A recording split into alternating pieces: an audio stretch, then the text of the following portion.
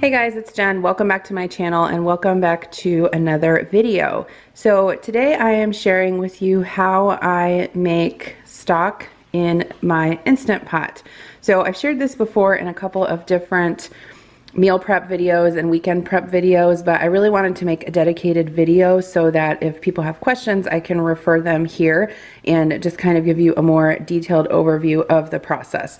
So today I'm going to be making beef stock, but you can also make chicken stock, turkey stock, vegetable stock, whatever in your Instant Pot, and it's my favorite way to do it. I think that the flavor is so much more concentrated, and I love having homemade stock in the freezer ready to go for my recipes. So what you'll need is obviously an Instant Pot. So I have the Instant Pot Duo 8-quart pressure cooker.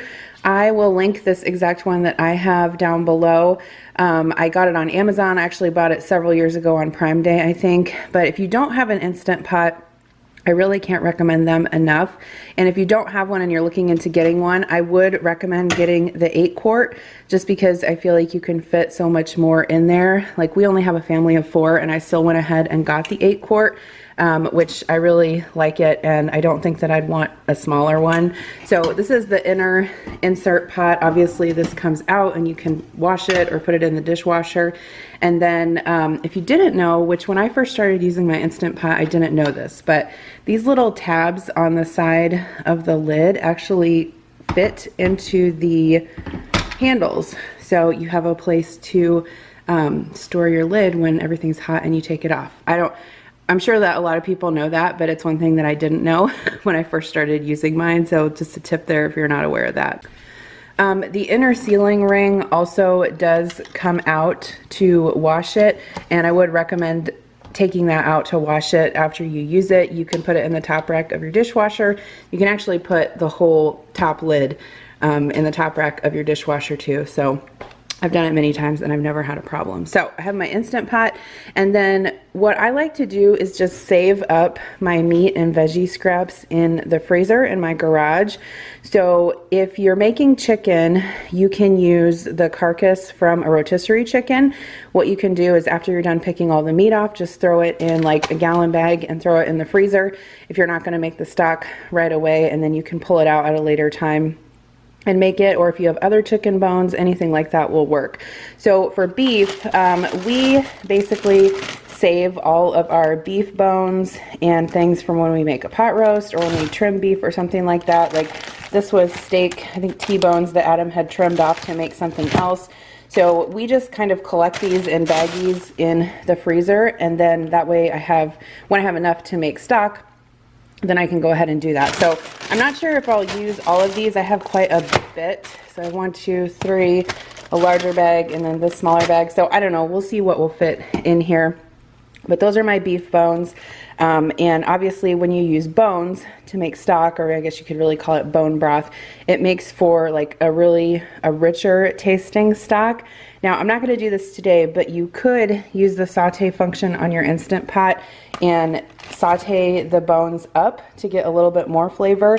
I don't really find that it makes that much of a difference, so I'm not going to mess with it today, but you could do that if you wanted to.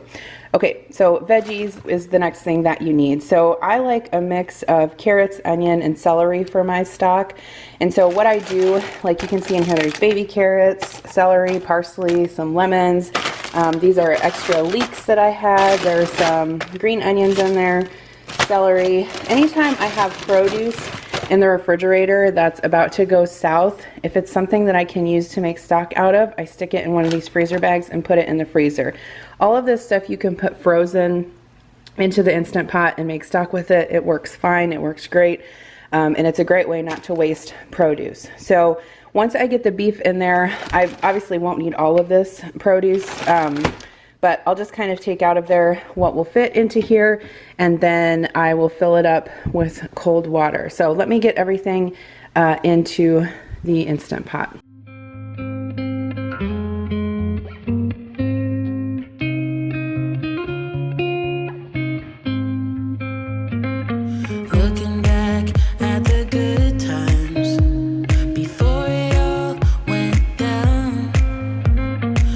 Right up on the hillside, a different view of my life.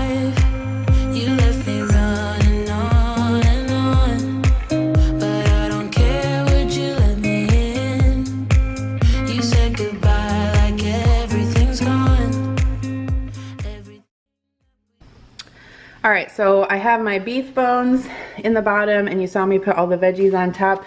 So I actually have 2 more bags of frozen bones that I'm not going to be using, which is fine. I'll just put those back in my refrigerator, or I'm sorry, my freezer, and use them at a later date. So now we're going to season this.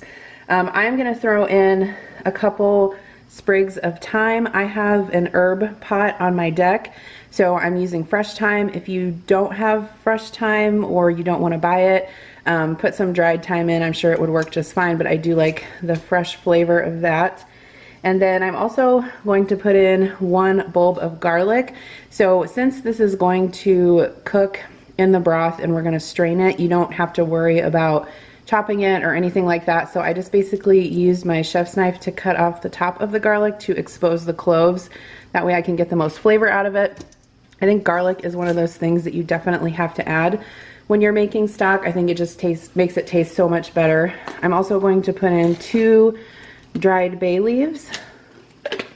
And just so you guys are aware, this isn't really an official recipe. This is just something that I've sort of made up as I've made it over the years. So I will do my best to type this out in the description box below so that you have it for future reference.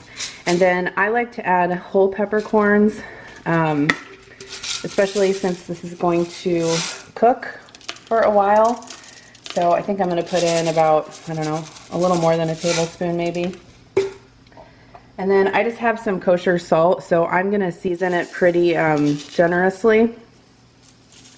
I don't like bland stock. So that was probably about 2 tablespoons, maybe a little bit more. Okay, so those are all the seasonings and spices I am going to put in. So the last step is just to pour in some cold water. So I just have a pitcher here with cold water in it. And there's not really a measurement for the water because it all depends on how much will fit in here. So basically I'm just going to fill it up. So there's actually a fill line on here, which you can probably see. So I'm gonna try to smash this down. But you don't wanna fill it, I mean, I have mine pretty, pretty full, honestly. But you don't wanna put the water line above that max line there. Otherwise it'll be too full and your pot will either take a long, long time to come to pressure or it will not come to pressure at all. All right, so I'm going to pour in the rest of the water. Let's see how much we end up using here. All right, so that was about 4 quarts of water, a little less than 4 quarts. And after you get the water in there, you can kind of try and sort of smash this down a little bit because like I said, you don't want it too high or it won't come to pressure. Okay, there we go. So now we're going to go ahead and put the lid on. So just want to seal it down and turn it. You can hear the little beep there. And then your vent back here, you just want to make sure that that's set to sealing and not venting so that it can come to pressure. And then I'm going to set this on manual pressure for 60 minutes. Now this is going to take a lot longer than 60 minutes because it will take some time to come to pressure since we have a lot of stuff in there, but I'm just going to set it to high pressure manual at 60 minutes, and then once it beeps, you know it's turned on. So I'll try to keep track and let you guys know how long this takes to come to pressure, but I bet it'll take half an hour. So I'm just gonna let this sit and we'll wait until we have our delicious beef stock. So the Instant Pot just came to pressure. You can tell obviously because the timer is counting down, and then also this little red button here is up, which means that it's still pressurized in there. So this took about 45 minutes to come to pressure because I had it so full. So just keep that in mind if you're using your Instant Pot and it's taking a while to come to pressure. It's just probably because it's so full. I did want to mention also that you don't necessarily have to have an Instant Pot to make this stock. You can also put everything in a big stock pot on the stove and simmer it for several hours, and it will basically be the same thing. But like I said, if you have an Instant Pot, it's really a great way to make stock. So here is my Instant Pot. You can see that it's been doing the natural pressure release for 48 minutes, so I haven't touched it at all. I'm gonna go ahead and let the pressure out. You can see that there's still pressure in there because this little button is still popped up. The one tip I have for letting the pressure out is make sure that you do it away from your cabinets. So like what I typically do is just kind of turn this way, and then sometimes I turn my vent hood on because you don't want that hot steam coming up and hitting your cabinets, or it'll ruin the paint and the stain or whatever. So I'm gonna go ahead and flip this to venting and let all the pressure release. So I'm going to show you how this made a little bit of a mess. So now I know that the pressure is released because this red button is down. However, when I did unseal it and let the pressure out, I did have some sputtering from the top, which sometimes happens when you fill your Instant Pot really full. So what I like to do is just put like a paper towel over the top of it. I actually just put it in a single layer so that it doesn't obstruct the steam coming out, but it also absorbs some of it. So it made a little bit of a mess, which is fine. I can obviously wash this. And then this little trap down here, or this little bin, I guess, is to catch the liquid if you have any liquid left over from when the steam is releasing. So that's what that is. You can just take this off and stick it in the dishwasher. I've done that plenty of times. So now that we have all of this pressure release, let's see what it looks like. It does smell really good. I can smell the beef stock. Woo, hot, hot, hot. Okay, so here is what it looks like. It looks really, really delicious, actually. So what I'm going to do now is remove the inner pot and just set it on the stove to cool for a little bit, and then I'll show you how I strain it. So you do have to be really careful with this because it's super full and super heavy, but I just used regular hot pads to lift it out of the base, and I'm just going to let it cool here on the stove for maybe 20 minutes before I strain it, just because it's super, super hot. So I'm getting ready to strain the stock, and this is what I use to do that. So in my sink here, I have a large oval roasting pan. I have several of these, and they have a lot of great uses. If you don't have one, I would recommend getting one. I got these from my grandma, but they are also available on Amazon, so I'll link this one down below. But I mean, you can use it to like roast turkeys, and I use it a lot if I need to like make a big batch of something. Oh, there's thunder, you hear it? My dog's going nuts. You can also make like a huge batch of Chex Mix in these, lots of different things, so they're super useful.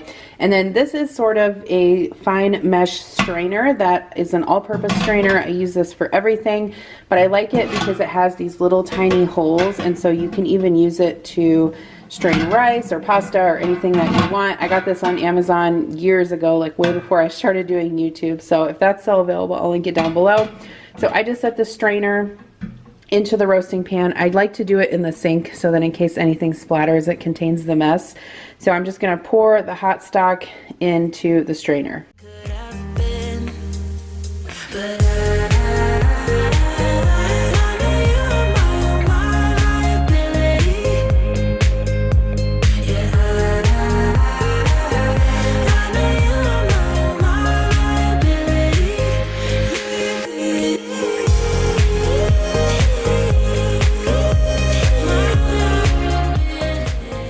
So after the stock is strained, I just like to leave it in the roasting pan for a little bit until it cools off. It's very, very, very hot, and so I don't like to necessarily put it into jars when it's that hot, just because I don't want to burn myself. But I do have it on a cooling rack here on my counter. If it's cold outside, like it is here in the Midwest during the winter, you can like stick this out in your garage or like out on your deck or whatever. I know that sounds weird, but I've done it before to make it cool off faster. But if it's not, you can just put it on a cooling rack, and that helps the air circulate underneath the pan so that it cools off faster. So I'm just gonna let this cool off until it's like lukewarm maybe, or just a little bit warm instead of like scalding hot, before I put it into jars. And then I also like to just put my strainer back over the Instant Pot insert to drain, because it will drain off some more of the liquid. And you don't want to waste that, obviously. And then you can see there's some beef in here, so sometimes I let this cool and then I just pick the beef off of the bones and give it to the dog, and then the rest of it I just discard. But like, it's interesting because you can see how clean the bone is, like how all of the meat and everything just fell right off of it. So this is a great way to just use up, you know, your beef bones and your scraps and everything, and just get every single last bit out of them so that you're not wasting any food. So my stock has been cooling for a little bit, and I'm going to show you how I do this process. There are probably different ways to do it, or better ways, or I don't know, but I've done this a couple times now. Well, more than a couple times. So I'm going to show you how I do it. So I have my stock here, and then I just have like a 1 cup Pyrex measuring cup with a spout, and then I have my glass jars here. So these are Anchor Hocking. I got them at Walmart in a big package. But another thing I wanted to mention is that you can freeze stock in glass jars. Now here's the caveat. You do have to make sure that you don't overfill them, because obviously as liquid freezes, it expands.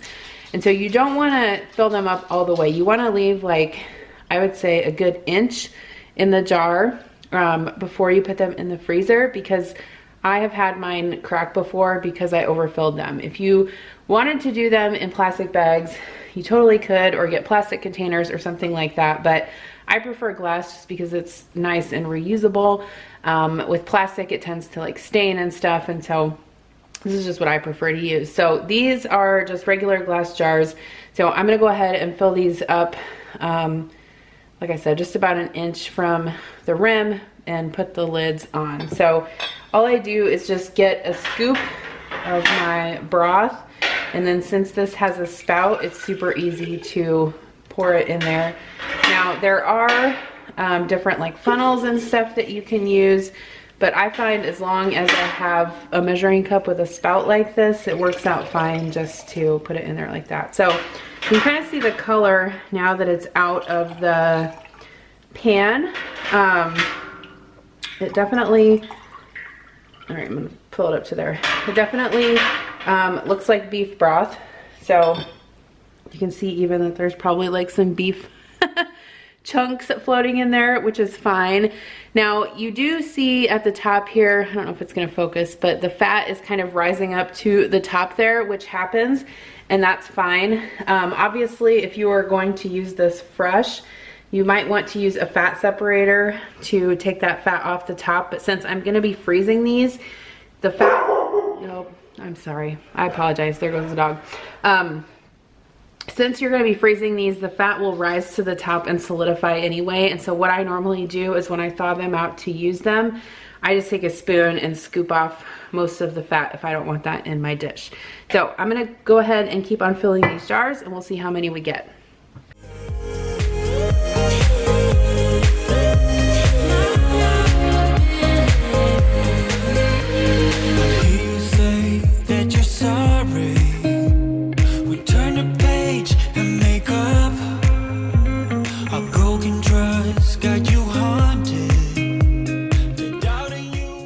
Okay, so I got all of the stock into these jars. I want to say these are 1 quart jars, but don't quote me on that. So it looks like I got 4 of those plus a smaller jar of beef stock. So this is what I have to show for my efforts today, and this is really good frozen. You can thaw it out. Any recipe that takes beef stock, if you want to make like beef and noodles or vegetable soup or beef stroganoff, or you know, anything that takes beef stock, this will be great in. It's awesome to have this in the freezer. You don't have to worry about buying it at the grocery store, and it tastes so much better. I also wanted to mention that make sure that you label the tops of your jars with what they are. So I'm just putting a B for beef broth, because if you put this in the freezer and you don't label it and it freezes, you might think it's chicken stock or vegetable stock, and you might know what it is. So just a tip there to definitely label your jars. Thank you guys for watching this video today. I hope you found this helpful. If you have any questions, please leave them in the comments below, and I will see you in my next video. Bye. To leave me chasing you.